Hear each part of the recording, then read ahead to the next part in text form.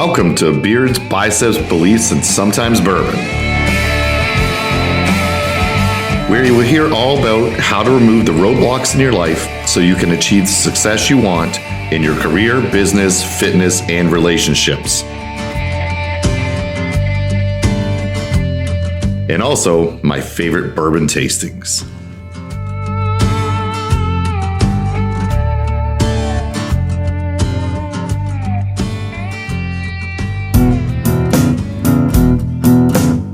Hello, welcome to the next episode of Beards, Biceps, Beliefs, and Sometimes Bourbon. Okay, today we're going to talk about action. People have some great ideas. An idea is kind of nothing without a plan. All right. Once you have a plan, then you have to decide how you're going to execute it. If you don't execute it, then you're just back to an idea. Okay. It's a vicious cycle. We have to break that. So now who's going to do the work, right? To execute that idea that became a plan. Now it's going to be executed into an actual thing. So people come to me all the time with ideas. That's great. I encourage it, okay? We want new ideas. But I ask 10 questions, all right? So who am I serving? What's my target audience? Who am I going to help? Who will serve them? Who on my staff is going to actually execute the plan, right? What's the timeline to start? Do we need 6 months, a year? Do we need 6 weeks? How are we going to implement it? How long is it going to take? From advertising to the first day. Where will we do this? Do we have the space available to accomplish this? Maybe it's just the desk we need. Maybe it's 2,000 square feet of space. I don't know. Depends on the idea. We need to make sure we have the space for it. How will we fit it into our schedule? We already have a busy schedule. Where is it going to fit in? What are we going to remove or not do that might not be as productive? Or do we already have the time and we just need to take advantage of it? What funds are needed? We might need extra money. We need to buy things or advertise or build things that are going to require some capital. Who will actually do the work, which I mentioned earlier? Is one coach enough? Do we need multiple coaches? Do we need another expert to be brought in to help with this? All things we need to decide on, okay? Number 8. How long will it take for this new project or idea to be profitable? Okay, are we giving it 3 months, 6 months, a year? That's a long time. So we need to decide on that. What's our break-even profitable point? Are we going to continue on or not continue on? What's the price point for the customer? How much are we going to charge for this? Do we need to charge more and have less people? Charge less and have more people? What's going to work for us? And number 10, what do you need from me, right? How can I help you make this idea into a plan and have it executed to help you be successful? Again, 10 things. Who will we be serving? How will we be serving them? What's the time to start? Where are we going to do this? What space is needed? How will we fit it into our schedule? What are the funds needed? Who will do the work? Okay, with staff members. How long will it take to be profitable? Price point for the customer, and what do you need from me? So 10 questions, all right, for any idea to be a plan to execute into a thing. So take an action on it. Ideas are the easy part. Everyone has a lot of them. We can plan too much and it kind of kills it. We overplan and take no action. You have to have a good base of thoughts on how you're going to do this, but if you overthink every little scenario, nothing will ever get done, right? So set your SOPs. Those are standard operating procedures. What are the basics we're going to do when we run this program? Okay, and then teach that to your staff. Too much detail can bog them down and no execution happens again, right? You forget why you started. Your staff will get buried in the details.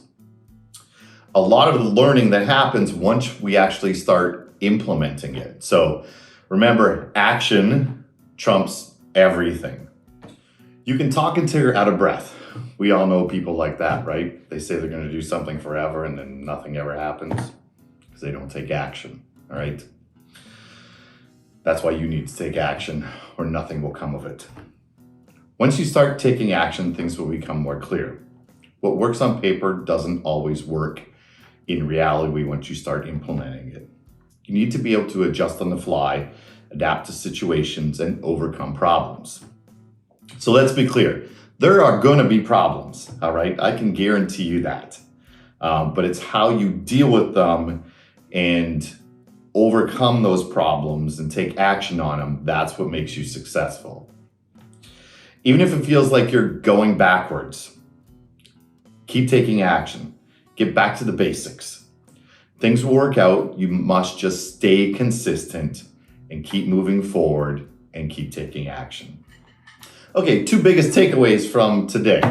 Nothing will ever be perfect, so stop trying to make it perfect. Just keep taking action.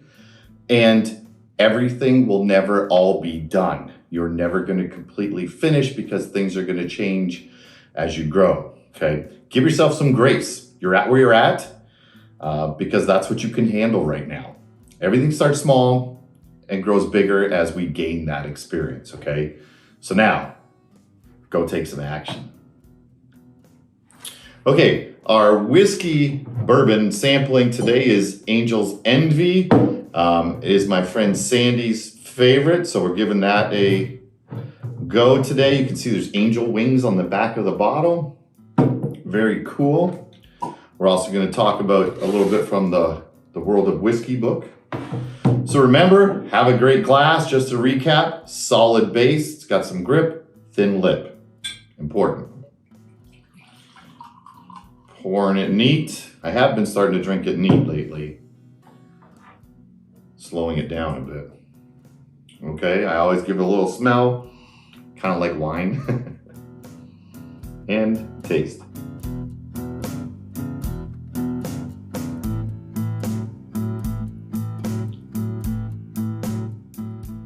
A little stronger than last week's Pendleton Rye. That was an 80 proof. This is an 86.6. A little stronger, bitterer taste, but still quite good. Good choice, Sandy. So from our World of Whiskey book, my wife got me, we went over the nine things to making whiskey. Malting, mashing, fermenting, distilling, the cut, filling into cask, blending, and finally bottling, okay? So what is malting? I'm gonna read from the book. Malting, barley goes through the malting process to activate enzymes and maximize its starch content, which is later converted into sugar and then alcohol. If peat is burned while drying the grains, the whiskey will have a smoky flavor. Some distillers have their own floor malting, but most use independent malters. So the first stage is malting, activating enzymes to create sugar, and then alcohol is the basic gist of it. Okay, next podcast we'll go over mashing. Cheers.